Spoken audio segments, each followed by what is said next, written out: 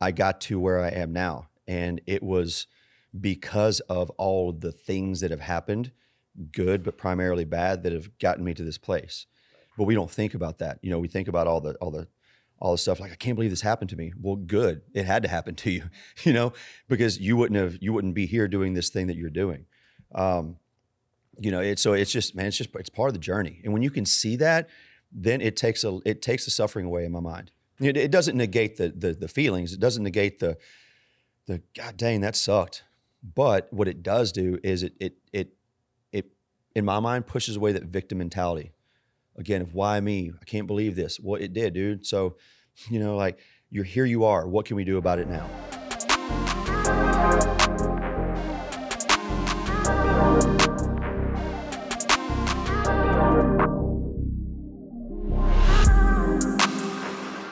All right, this episode of 38 Podcast is with my boy Mo. We just finished up a little Murph challenge. Definitely sore. Got in that cold plunge, still shivering. But dude, awesome to see you again. Glad that we could finally do this. Yeah, man.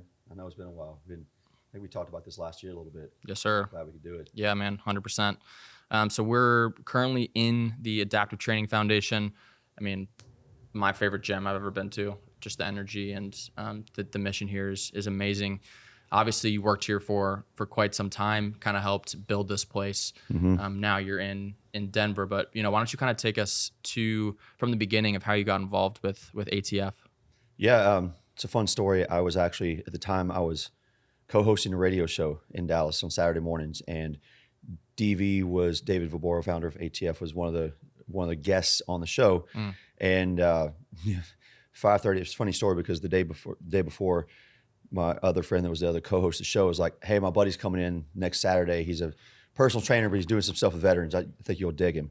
And in my mind, I'm like, "Fuck, all right, another personal trainer, super." Right. You know, because I've been in the personal training industry for quite a while, and you know, there are some characters. So anyway, I roll up and it's 5:30 in the morning on Saturday, and this dude comes up behind me and rear ends my Jeep in his Jeep, pops out, has a water bottle full of pre-workout, and he's just jacked and ready. Right. And I literally thought to myself, I'm like, this is going to be fun. Yeah. But dude, like we got in there, started jamming and just clicked, like hit it off really fast on the show. And I was getting married. I was in the process of getting married, and he hit me up right before my honeymoon. He was like, "Hey man, you want to come by the gym and just come check it out?" I was like, "Absolutely." So was this when the gym this was at Trident. Okay. This is way back in the day. So this is like where Mike's place is now, or is this Trident Response Group? No, Trident's Response Group, down. Yeah, Crampton. Yep, way back there. But yeah, man, I went in and started volunteering a little bit, and he had called me. He said, "Hey, I got a guy that just came through." And the time I was triathlon coaching full time, racing Ironmans, coaching Ironmans, all that stuff. And he said, "I got a guy, Army vet, blown up with an RPG. He's blind, he's deaf, he's missing most of his hand, wants to do an Ironman. Can you help?" I was like, "Yep, yeah, bet." And I had no clue what I was walking into. You hear this, and I think, all right, I'm gonna see this person, what they look like. And it was a guy named Carlos, and Carlos is 5'11" and just a specimen of a human. Right. So started helping with Carlos and started volunteering at ATF, and then kind of a long story short, came on as one of the directors about 6 months later. And then, you know, we didn't have a mindset program at all. We were just doing the Redefine program and then doing the redeploy trips, and it was going well. But in that time, and even before, so with my journey from fitness into holistic nutrition and integrative medicine, then I started studying mindset and meditation, really more so for the purposes of endurance racing. Because like when you do an Ironman or something distance like that, it's really more mental than it is physical. So I was tapping into that. But we came back from one of our redeploy trips, and one of our veterans called DV and was like, "Hey man, I can't do this shit anymore," and racked around his pistol. And thankfully, DV was able to talk him down, get him into treatment. And then that same week, two of our other guys were like, "Hey man, we're not good either." And we got together and basically said, "We got to do something about this." He's like, "You know, you've been studying this stuff a little bit, so here we go. We got to figure it out." And literally just jumped in the deep end of mindset with these guys. So can you we'll have DV on a separate time, but can you, DV, David Voboro, former NFL athlete, started the Adaptive Training Foundation. Can you kind of explain to the audience what Redefine is and kind of just what ATF does in different programs, because I think that's helpful for people to understand. Yeah, so Redefine is our flagship program at ATF. It's 9 weeks of cost-free training for veterans and civilians that have experienced, notice I didn't say suffering, but have experienced traumatic injuries like spinal cord injuries, amputations, or neurological pathologies like Parkinson's or stroke. Right. And we do deal with trauma as well, but those are the primary ones. And so they come. I feel like a lot of the times they go hand in hand. Oh, right? for sure. Trauma there's always going to be trauma associated with these issues. TBI, I know that there's some people with traumatic brain injuries will come in here. Yeah, absolutely. Yeah. So we do 9 weeks of training, Monday, Wednesday, Friday, at this foundation in Carrollton, Texas.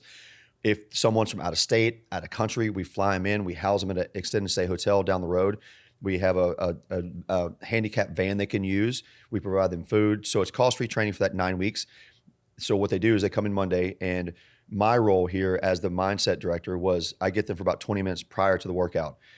And we go through specific breath practices to get them ready for the workout. But then we go through the mindset shifts of language reframing. Because you can imagine that someone that's lost a leg or a spinal cord injury, they're constantly thinking of what they used to be able to do. Or like, I used to be able to do this way. And that's where their brain goes. Or I can't walk yet.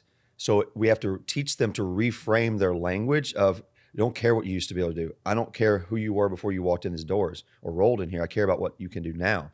So we teach them that language to then go out on the training floor and use that as their anchor with breath, and then go do whatever they can do. And then when they come back, and this is the strongest part of it, is we go, okay, cool, Brant, like you just showed us that you took your first steps today in 10 years. Awesome. How can you use that same mindset and be a better husband? How can you use that same mindset and not freak out in traffic or when you get in crowds? All those different things. Because look, we can do amazing shit inside the gym walls. You can have all the fun, you can learn all the things and all the stuff, but if you can't be a better human being when you leave for yourself, for your family, for society, well, then we failed our mission. Right. So after they work out for 90 minutes, they see me again, and we use that same principle. We down-regulate nervous system with specific breath patterns, and then get them ready to leave and go back into wherever they are, being a little bit better every time. 100%, man. Yeah. And you're talking about those veterans who were struggling, with their mental health, and obviously mindfulness, breath work, meditation, the physical aspect of it. All these are essential parts to having a strong and healthy mind. How did you start to see these people coming into how did you start to see their mindset change as you started to develop this program?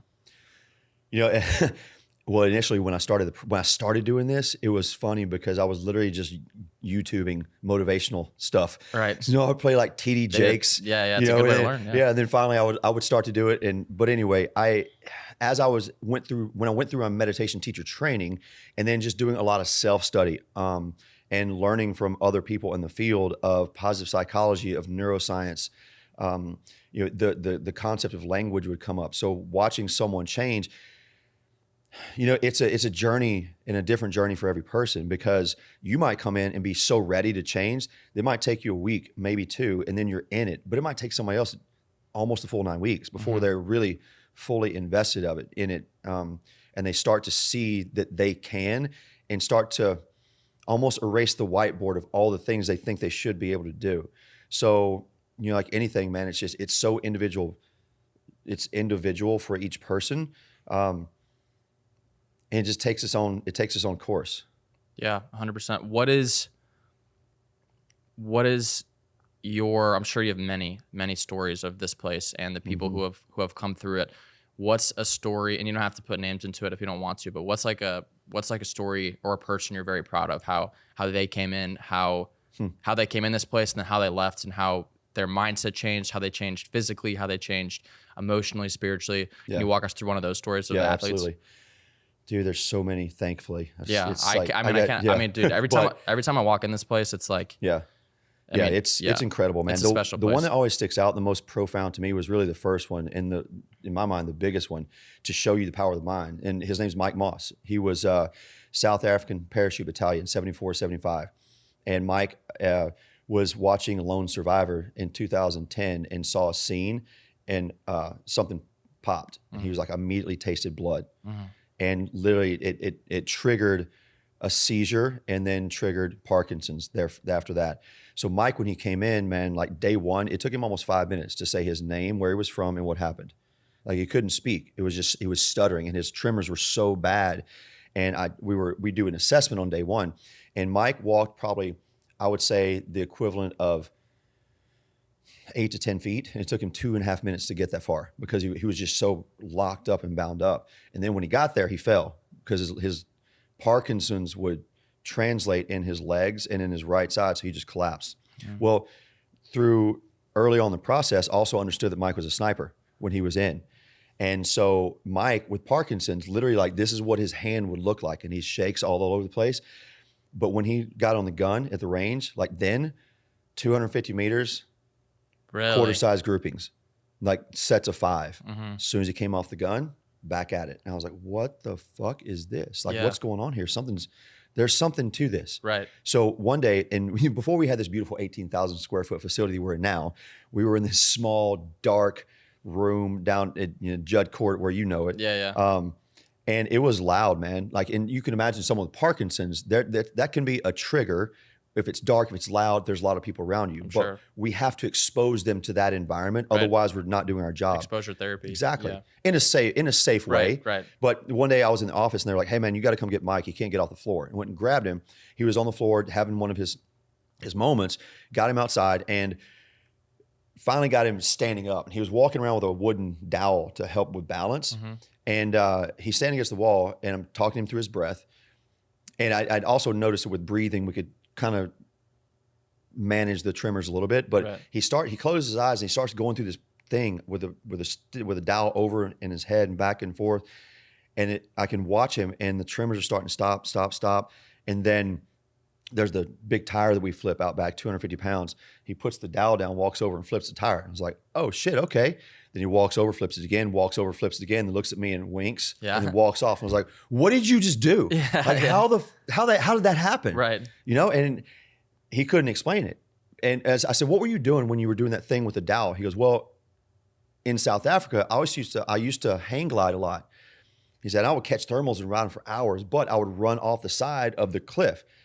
And if you got to get, he goes, you got about 7 seconds to get your stuff dialed in. Because when you jump off that cliff, if it's not good to go, you're done. Like the wind's going to push you back into the mountain. Right. So he said, I would do this process to get myself present. And I was like, huh, okay. So what it sounds like is that when you're on the gun, your brain is thinking sniper. When you're doing this, your brain is thinking hang gliding. It's not thinking now. It's thinking when you used to be doing this thing. Yeah, you were forced to be present. Exactly. So like the brain doesn't know the difference between me holding this thing and me thinking about holding this thing. I could put that down, look at it, and literally close my eyes and visualize it. And my brain literally thinks I'm holding it in my hand because the brain doesn't know the difference between thought and reality. So with Mike and with someone with Parkinson's, when he would go back to that space, Parkinson's would stop. And when I speak on mindset, speak on stress, and speak on these different topics, one of the first videos I show is Mike having a Parkinson's tremor and me putting him in a neutral spinal position, laying him back on a foam roller, and then just talking him through his breath, and literally Parkinson's goes away in 40 seconds or less. So Mike, from day one, almost inaudible, couldn't do anything, couldn't move. 7 weeks in the program, we take him to a bowling alley. And he looks at me, he's just kind of shaking. He has this thing where he shakes his head. Right. I love this man. And he's just got this shitty grin on his face. And I walk over and I'm like, what's up, man? He's like, not a chance I would have been here. He goes, I couldn't. He goes, I haven't been to a restaurant in 3 years. Because if there was a server that dropped something or a loud noise, it would send me into a seizure and basically a fit. He goes, thank you. This is what I can do. So then we do our redeploy trips, and our redeploy, after we do the 9 weeks of training, we take them on a week-long trip to kind of challenge them and celebrate, their new accomplishments. So this man who, again, could barely walk across the floor is now literally running back and forth on a pier up here, picking people up, putting them in boats and doing all the things. And it was just amazing to watch this guy, his transformation in a 9-week period. I mean, he'd had Parkinson's for, 8 years at that point. And now, and Mike still has Parkinson's. But what he said to me one day, and he wrote this down, it was beautiful. He goes, look, once I recognize that I'm not going to beat this, but I also am not going to let it own me. I accept it, and I just do what I can do. And we've seen that. There's another man, Gavin Mogan, with Parkinson's as well. The second you put a ball in that guy's hand, Parkinson's goes away. So that's the power of the mind, man. You know, and I could tell you stories of that for hours of different people with spinal cord injuries, with amputations. But Mike's is the most profound because here's this disease that's debilitating that just takes people out. And this man decided, no, not going to let it happen. Where's Mike? When's the last time you talked to Mike? What's he up to now? We'll see Mike tomorrow. Hopefully, carry the load. Awesome. He moved to. He was here. He lived here, but they moved to East Texas a couple years ago to a farm. Mike was doing really, really well. But here's what also happened. So as we were going through the process, and Mike, we connected really, really well.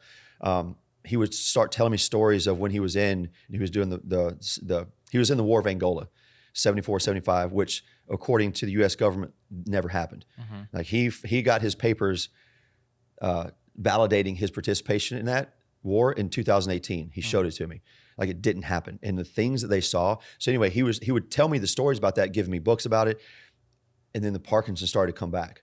So you see the correlation. Right. The stresses, So now he's going back into those times, and brain's like, I don't like this. So we talked through that, and he was doing equestrian. He was doing riding, got rear-ended by a girl and kind of triggered the Parkinson's again. But he's doing well, man. Like he's living well. He's got a farm out there and, just doing the best he can. Right.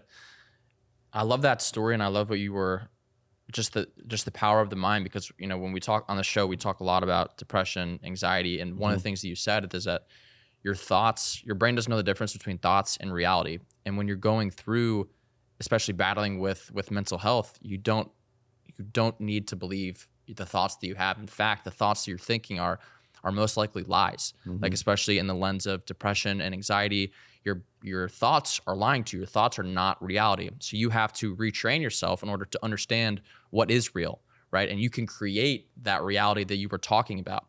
I think that's so important for people to hear, and also for people to understand the power of the mind. And like you said, people coming in here with spinal cord injuries, right? With no limbs, and just absolutely conquering their mindset. And then conquering your mindset doesn't allow your limb to grow back, right? It doesn't get rid of the Parkinson's, but the same thing with mental health. Once you have your mindset and you understand that this is a part of me, then you can find ways to move through it and with it and live the best life that you possibly can, regardless of the circumstance. Absolutely.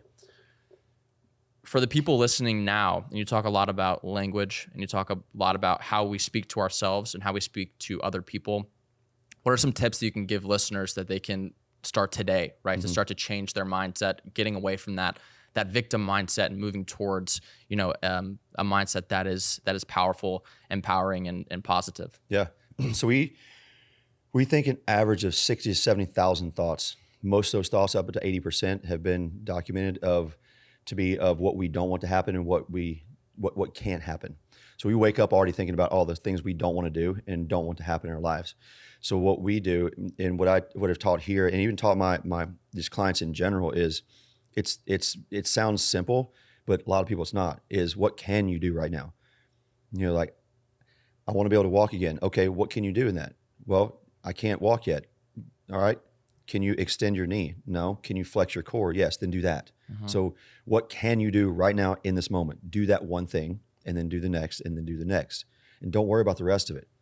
But the moment you think of, I don't want to, I can't, or all those, or anything that's it's called a negation. Right. That's what your brain sees. So it has to first overcome that before it can even start the process of what you can do. So you have to first think in that language. And that's the first thing we teach these guys is, what can you do today? And that's it. Very simple. Right. What can you do right now in this moment? Do that. We had a girl on, Dr. Jess Garza. She's awesome. She's a performance coach, trains Olympians. And one of the things she told me is that she doesn't like the word have to. What's your opinion on that? Because for me, I think that for such a, and I still do it all the time, but it's like, I have to do this, I have to do that. And that causes a lot of stress and anxiety, I think, for people. Because it's like, if I don't do this, there's a connotation that if I don't do this, then something bad will happen, right? And that causes stress. What's your thought on the phrases, I have to? I love that, because that's what I teach. That's like week 3, is you change have to get to. And my theory is, when we were little, because your brain is formed, like we're hardwired between the ages of 3 and 7. So think about when you were little, you get to do all the fun things. You get to go to recess, you get to get a toy, you get to stay up late, you get to do all the fun things. Then you have to go to school, you have to be a good boy, you have to eat your vegetables, you have to clean your room, all that stuff. So just from essentially inception, we were programmed to think have to was something negative. We think get to subconsciously was something fun. So you replace the word, I have replaced the word have out of my vocabulary 100%. I don't have to do anything ever in my life. I get to do everything, even the hard stuff, especially the hard stuff, because then it's just a challenge that I get to experience and learn from. So with these guys, with anyone, with you, with me, I get to do these things. I get to, and then you like, especially in the veteran space, man, it was amazing to know the people, like two things, traffic and grocery stores. Just right. Yeah. like you want to fucking set off the red light. But traffic, let's say the grocery store, I get to go to a place that has everything I want, all the food I need, any drink. It has air conditioning in the summer. It has heat in the winter. It has people in there that can help me with whatever I need. I have everything at my disposal, and I get to walk through this place and work on my breath, work on my patience, work on being around people. So this whole experience that I get to go to right now in the grocery store is making me a better person. Absolutely. Yeah, I think especially when you speak to high performers, people who I don't like the word balance, but who seem to have the things that are important to them, right? They're able to do well in every area of their life. They always have that same mindset. It's not I have to, but it's I get to. And then I get to spend time with my children. I get to go. I get to wake up early. I get to crush this workout. And that for me, it just that little taking out have to and putting in get to is a monumental mindset change that can literally change your life. And you start to, like you said, be more excited to take the steps that you need to. Yeah. How is this? So as you started to study this mindset in your life, how did that kind of transform the way that you view this reality? I mean, it's everything. It's literally everything. I was having this conversation with someone the other day around my journey and where I am and how I got to where I am now. And it was because of all of the things that have happened, good, but primarily bad, that have gotten me to this place. Right. But we don't think about that. We think about all the stuff like, I can't believe this happened to me. Well, good. It had to happen to you, because you wouldn't be here doing this thing that you're doing. It's part of the journey. And when you can see that, then it takes the suffering away in my mind. It doesn't negate the feelings. It doesn't negate the God dang, that sucked. But what it does do is it in my mind pushes away that victim mentality. Again, of why me? I can't believe this. Well, it did, dude. So, like here you are. What can we do about it now? And that's how we approach the athletes that come through these doors, how I approach clients I work with personally and privately, and that's how I approach life in general. Yeah, man. I love that. In the Bible, it tells us that we're called to suffer, right? Every human is going to suffer, right? One of the requirements for being human is suffering. And if you haven't suffered yet, you will suffer at some point in your life. And I think by this time of the podcast, I would have talked about kind of the dark spot that I was in. And during it, like, it's so bad. But even when I was experiencing gnarly depression, gnarly anxiety, I was like, I have to get through this because it's going to be a part of my story. And it's still hard for me to say that, like, I'll never say I'm glad that my brother died, right? My brother took his life, you know? You don't have to be happy when you're suffering. Yeah. Right. But because my brother took his life, so many other people are going to be helped through it and are helped through it. Because my brother took his life, I get to have this conversation with you, right? Because my brother took his life, someone else won't take their life. Yeah. And so that's, just understanding that suffering is a part of life. You don't need to enjoy it, but it's all about this mindset, man. And you can be a victim, and you can let, the horrors of being a human, this life that is R-rated, you can let it tear you down, or you can surround yourself with amazing people who can push you to have great mindsets, and you can, live the life that you're called to. Oh yeah, absolutely. Yeah, and even the word suffering, like I think that's a tricky one for me because I really feel, and you've talked to Jake Shig, and he's a great quote. Pain is inevitable, but the suffering is optional. Right. Do we feel pain? Do we feel discomfort? Do we feel sadness? All those things, yes. And I'm really cautious to use. It's like when I said, we work with people that have experienced accidents, traumatic accidents. But you usually hear like they suffered a traumatic injury. Did you suffer? Right. Or did you just have something happen to you and felt pain? Like if the emotion is still there, but I feel like we take that word suffering and we just latch on to it. Right. Like you don't know, or we kind of let that. That's like our crutch that we hold on to, and it's easy to do, man. But that's the challenge for most people to try to overcome is, look, man, you get to go through that grief. Like we just lost one of our guys, man, and like it's fucking terrible, but we get to go through this together. It reminds us of what life is about and how to enjoy something, how to live and how to love each other and how to be better connected with each other, for each other, and it's part of the journey. Like you losing your brother, like that had to happen in order for you to really step into who you were designed to be. Like me, I've not had I've had several things happen, but so my dad he was in the Navy. He was a police officer. He did search and rescue. And he was diving, looking for a guy that had drowned, and they were done. And packing up, the wife shows up of that guy and said, "Hey, can you check by the dam one more time?" And my dad supposedly was like, "Yeah, sure," and went down and never came back up. So I was conceived 3 days prior to that, so I never knew. My mother found out that she was pregnant with me a week later, and kind of fun story that this was like 4 years ago. She told me this. She was like, "We decided to have a kid and we tried once for you." I was like, "Oh, damn. Okay." But, my entire life was yearning for this man that I never got to know. And he was apparently like just larger than life human being. Everybody loved him. I looked just like him. And actually my ex-wife was able to get some old tapes that he used to sing to my mother and got them kind of remastered in disc. So I got to hear his voice for the first time in 2011. And we sound almost identical.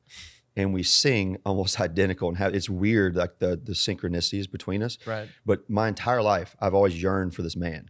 Like I remember when I was little, like I would be riding my 3-wheeler out in the woods and just start crying because I wanted, like, why not? And I remember at 4 years old, every night I would wake up and go to my mom's bedside and ask her to tell me where my dad was and what happened. So that's why I didn't join the military. Like I was hell bent on going in and being a Marine and doing the thing. But honestly, I couldn't do that to my mother, having lost that. And it's a long story, but she was just terrified that would happen to me. So, my mom's the same way. Yeah, dude. Yeah. Like I couldn't. I'm like, I can't do that to you. And it sucks because not that, but like, I'm 48 now, but I tell the story. I'm like, I would see this family of clients. The father and son had a great relationship, but even like as a 40-year-old man, I look at a father and son doing this thing. I'm like, fuck, man, why not? Like, why? Why couldn't I have that? Like, what? This is what I'm yearning for. I'm missing this thing. There's the stepfather that I had. I mean, my mother taught me how to be a man more than he ever did. All right. And so, but through the work that I was doing with ATF, and I was in my office one day, and the same thing you just said about your brother. I was writing about some stuff, and I was writing about my dad, and I just hit and I put my pen down, like, huh. And for the first time, I was like, and it had to happen. Yep. And I'm glad it happened. Yep.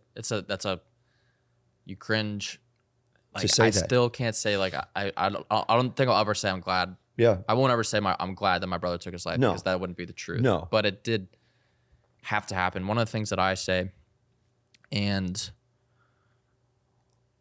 I've always had this, thankfully just had some super crazy things happen when Matt died, that I knew that my relationship with God was true, right? And that Matt was in heaven with him.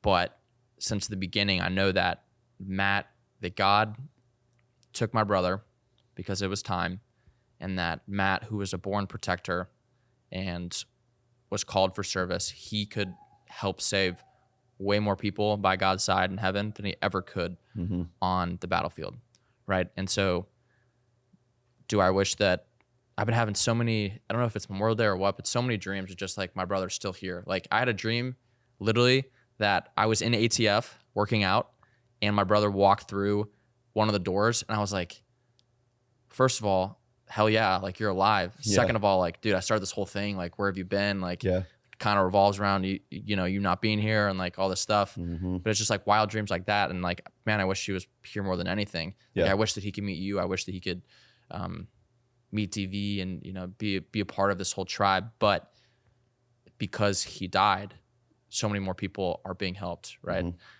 So it's just, yeah, man, I'll never be glad that he died, but it's having that perspective that allows you to move forward. Yeah. I mean, I think about it all the time. I literally last week was standing in my kitchen looking out the window, and my fiance called me shaking my head. She's like, "What are you doing?" I was like, "I was just thinking, like, I wouldn't be here.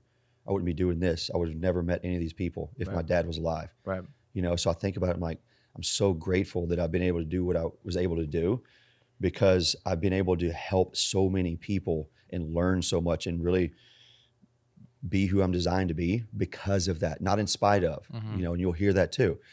You know, it's what we teach everyone is like, you're doing this not in spite of, but you're doing it because you're capable of.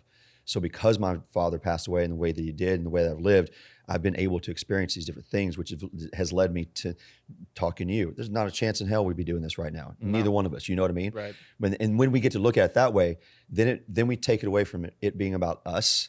And then we can take it to everybody else that we're getting to impact. Right. Not in a boastful, braggadocious way, but that's why we're here, dude. Like you and me are here to feel the pain so that we can take that pain and educate other people and help them be better. 100%. And to help them through the things that they're going through right now. And there's, you know, when we talk about the word suffering, I agree. There's this victim kind of connotation that's attached to it. But the way that I view it is like you can suffer well or you can suffer poorly. Oh, and yeah. I think if we look at it that way, then, you know, suffering doesn't have to have that connotation. Like you can suffer well. And when you suffer well and you surround yourself with other people, then that is the part of being human and making it through that suffering that is beautiful. And that allows us to have a genuine, like, connected conversation. And without us going through suffering and going through loss, which every human will, doing it well allows us to connect and hopefully empower other people to try to do the same thing. Oh yeah, absolutely. I mean, you have to. You know, it's part of the stages of grief. You know, like you have to be able to get that out. But we're taught not to do that. Right. Yep. And that's the problem. But I mean, we've learned here that, you know, that's the best part about it. Like, man, you get it out, and you get it out with intention, and let it go. And then there's a time where you're like, okay, that's enough. Right. It's always going to be there to a degree. What, obviously, you know, you do a lot of coaching, teaching, a lot of men's leadership. Where does vulnerability play into your ideology when you're teaching and coaching? Yeah, that is the heart of the whole experience. If you're not willing to be vulnerable and just share your guts, then you're not ready for the process. You're masking. And we've seen that, man. Like, you know, we've seen it with guys that have taken their lives lately. You know, like the more you try to, like you come into a men's leadership program, you're like, I'm going to better myself so I can help other people. But you're not willing to really dive into really what's going on with you. You're holding yourself back, and you're doing it you're trying to do it for the right reasons. But yeah, you have to be able to, I need to be able to see who you are, and you see who I am at the rawest level. Then we can really help each other. Right. When I think a lot of people, I mean, because that's such a hard thing to do. Like, people have the intention of, I want to become a better person because I want to help other people. I know I've certainly had that mindset. I'm still going through it. So I don't think I think it's a journey with no destination, right? Becoming the person who you're supposed to become. But the work that you have to do to understand who you are at the core, dude. It's uncomfortable. Brutal. Painful. For me, it was like self-degrading, like looking back at things that I've I've done, but then working through it, right? Like understanding that's not, your past doesn't define you, right? It's who you choose to be right now, like you said, in the moment. But that work of, I think people want to become a better man, a better leader, a better person, a better father, a better wife, whatever, but they don't understand how hard it is to really look at who you are at the core. Yeah, it's hard to ask for help. That's what it is, you know. Right. Like and especially again as men, you're like, well, I can do it. No, you need help, and it's, you have to, like, your greatest strength is being vulnerable. That's it, because that's when you get to find out, number one, who you are and how you can grow, and then who you need around you. Like who's in your foxhole. You know, that's when you see me at my worst, and you're still here. Cool, now I know. Right. But I've got to go to that place and let you see it and all of the ugliness and nastiness, and know you're still there. Then let's go. Right. Yeah. And I think talking, the greatest men that I know, they all say that vulnerability is the strongest thing that you can have. And I'm glad that that's being taught now, because I'm sure in the past was not the first thing that someone would say. But when you look at great men, when I ask that same question, they all say the same thing. It's at the core of being of being an amazing leader, and, you know, someone that other people lean on and are I guess relying on. Yeah. What do you mean? Think about it, man. Like, in a leadership position, they look at you as this guy, right?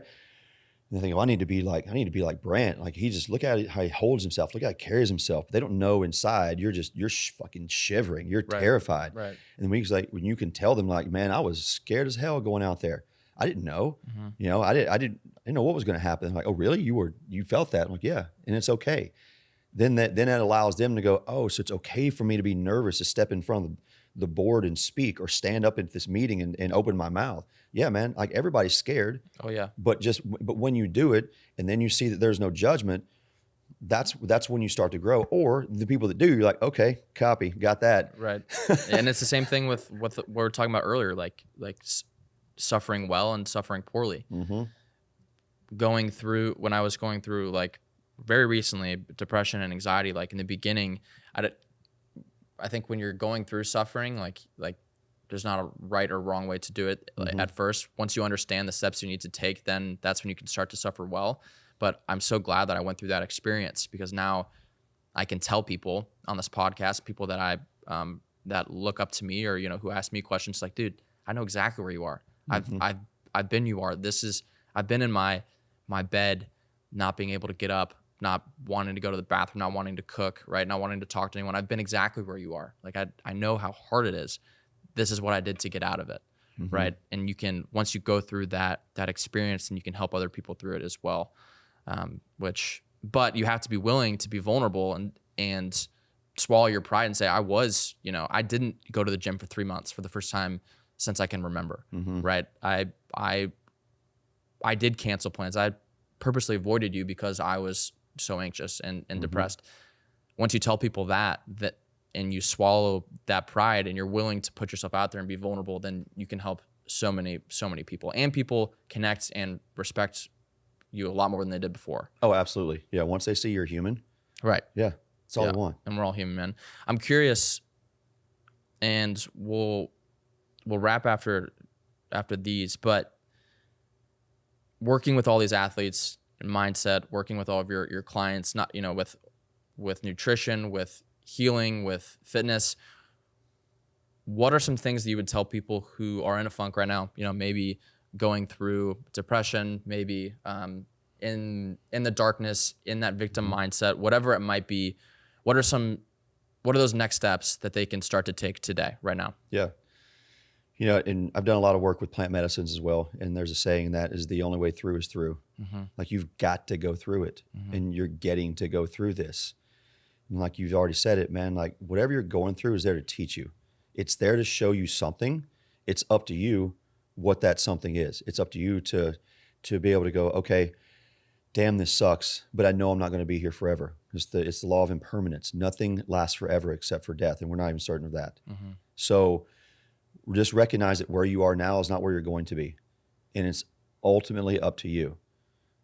Go through it. Go through it. If it's anger, if it's pain, if it's grief, man, get it out. Rage on purpose, cry, scream, do all those things, and then put a stop to it.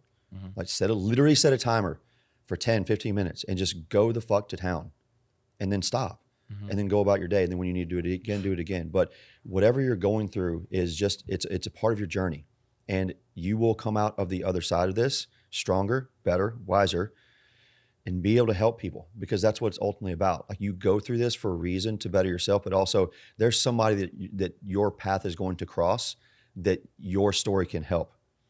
Might be your child, might be your friend, might be somebody you just meet randomly, but I guarantee you it's going to happen. And that's why you're going through this. Right. You just have to be able to see it. Where are we at in time, Sego? 40 minutes? Cool. I want to hear about, you talked about plant medicine. Why don't you walk us through some of those experiences and things that you've learned from kind of what you did, and then what are some of the experiences and things that you've learned? Because most every conversation that I have now, especially, obviously both you and I did not serve, but we know a lot of people in the special operations community. People have gone through very traumatic experiences, whether it's special operations or not, but it seems like most conversations that I have now, people are going through, are utilizing psychedelics to work through trauma, work through grief, to help with their depression, their anxiety. What were your experiences like? They've been amazing. I mean, I've not had a lot of hard times, but I've had some damn good lessons, particularly with ayahuasca. I've sat with ayahuasca now 9 times. I've also sat with and facilitated some of psilocybin and MDMA, which are beautiful medicines and have done profound things. But for me, the most profound has been ayahuasca by far, because it's something that you cannot control. You can set an intention with psilocybin, with MDMA, and that's kind of what you'll go through pretty much with ayahuasca. And ayahuasca is called the grandmother. Like, she's going to show you what you need to see. And I've witnessed people heal decades of trauma in a 48-hour period. I've seen it happen. And for me, it's been cases where I haven't had like these insane visuals of all this stuff, but it's just been more sensations and listening of like, you need to chill out. You need to be still. Like, one of the times I was like, I would love to see my dad, because people have visuals in that journey, and you go on you go on a journey. And I was like, I really would love to see this man and just maybe get a spiritual hug from him or something. Like, I really want that. And this was 2 years ago. And in that process, it was more of, I didn't physically hear it, but I heard, and I started to visualize different men that are in my life now. DV, my man Freddie, a guy named John Wayne, some other people, and just these different guys that I've been able to lean on and be with and show me different things. And it was funny because all the traits that I would want to see in my dad, each one of these men possessed that trait. And then after I saw the flashes of all these guys, she was like, see, he's been here the whole time. I was like, oh, damn. Okay, thank you. And the lesson was, why are you yearning for this being that's no longer here? Like, his spirit's gone, but he's in these different people that I've given to you. Right. That God has presented to you. That's the thing. Like, people hear this, like plant medicine, psychedelics, and you've talked about this with other guys. And after my first experience, I was sharing this profound experience of a girl who, again, healed this decades of trauma in the second night. And then my personal experience. And he was like, yeah, but what if you believe in God? And I looked at him and said, who do you think put it here? Like, why do you think it's here for us? So what I want people and caution people to do is if you haven't done psychedelics or you're kind of questioning it, man, look at the healing that it's helping people. It's getting people off of dependence on opioids and other drugs and spousal abuse and molestations and rapes and all these different things, something they've been dealing with for decades, all their lives. Right. And so with plant medicine, man, with me, it's just been this profound journey each time I do it. Like, I don't know what's going to happen, but every time it's something. Like, I lost one of my sisters a couple of years ago, and I thought I'd grieve that. And then she showed me my sister and this story that I hadn't even thought about. And I got to go through that grieving process again. And my fiance was next to me, and I was just, for I don't know how long, maybe 20, 30 minutes, just in a ball, sobbing uncontrollably, like rocking back and forth. And she was putting her hands on me, and one of my friends had hands on me. And then finally I was like, okay, and this is where the suffering side of it, like, man, I could have easily stayed there the rest of the night and just suffered through that stuff. Right. Then I was like, because I'm like, all right, man, you do this, you teach this, you've done it. You've apologized, you've said your piece, you've seen her, you've done this thing, come out of it now. And I was able to heal and solidify that losing of my sister, and go through that process with her, with friends in the room. And from that, she looked at me the next day. She was like, "I'm so proud of you. So I just because of what you did, I've never seen that side of you. Thank you for showing me that." You know, and it's been incredible to experience what plant medicine will show you. And sometimes it's good and sometimes it's challenging. I'm not saying bad. I'm saying challenging. Right. Because it can be, and it is, and it should be, because that's how we grow. You know, we come to the gym and we beat the hell out of ourselves and we're like, yeah, I'm gonna go work out and it's gonna suck. Why won't you do something that's emotionally and spiritually like that? That's what plant medicine does for you. Absolutely. Yeah. So I did ketamine. That's my only real experience with psychedelics. Again, because we talk about this a lot on the podcast, we're not telling anyone to go do ayahuasca. We're not telling anyone to go do psilocybin, but, you know, do your research. You know, make sure that you are in an environment that's comfortable with, in my opinion, professionals. Don't just go buy mushrooms and take them. Like, we're not telling you to go do psychedelics. Like, just want that on record. Another, you know, I think that they're coming, right? It's going to be a revolution for mental health. I mean, just looking at how it's helping people and the science behind it, but and the data. You know, you mentioned the part about, because I get the question too, and I still wrestle with it, like, you know, psychedelics and my faith, and you know, some people are on one side of the spectrum or the other. I will say that I definitely understand the other side of the argument, where it's like your conscious is changing, right? And that scares people, especially with faith. Totally understand that. Totally understand the validity behind that argument. I will say personally, in speaking to people, other people's experiences have actually, they didn't believe in God. They were not Christian before taking, you know, specifically Ibogaine. That I've heard this multiple times, and they witnessed what, I mean, it sounds terrifying, but like witness what hell would look like, and also what heaven would look like. And so that experience allowed them to believe in God and to take their faith seriously. So I will say there is, if it was against, if it is against it, well, it's bringing people to the religion. So I think that's kind of, you know, an interesting other side of the coin. But for myself, one of the things that with each of my ketamine treatments is I felt a connectedness to God and a strengthening in my faith. I realized how small I was and how big and powerful and righteous Christ is. That was one of the things that I experienced. So just, you know, that's just my 2 cents in my experiences. But I mean, I totally understand the other side of the argument. But you know, I think it is interesting, and I think that if people are suffering and they need help, I don't think you should shy away from these medications because these medicines, because they are, they have worked in our circumstances. Absolutely. Interested for people again who are in that dark spot right now. What are some kind of staples in your life in terms of fitness? Spirituality, nutrition, you know, what are some of the things that you kind of can't go without and that always, you know, keep you at a level mindset? Number one is breath. Always. Like that's the beginning and end. You know, the first thing you ever did, last thing you ever will do is take a deep breath. So regardless of your circumstance, where you are, what's going on, breathe, because breathing immediately regulates your nervous system. That can bring you into what's known as an alpha brainwave state. Then you can start to really think. You can calm down. You can decipher. You can digest food. You can train better. So breath. That's the first. Second is stress reduction and sleep. You have to get those two dialed in. Not saying it has to be perfect, but you know, if you can start with breath, that will help regulate the nervous system, which will help you to sleep. Then eat well. because what you eat directly impacts everything, every system in your body.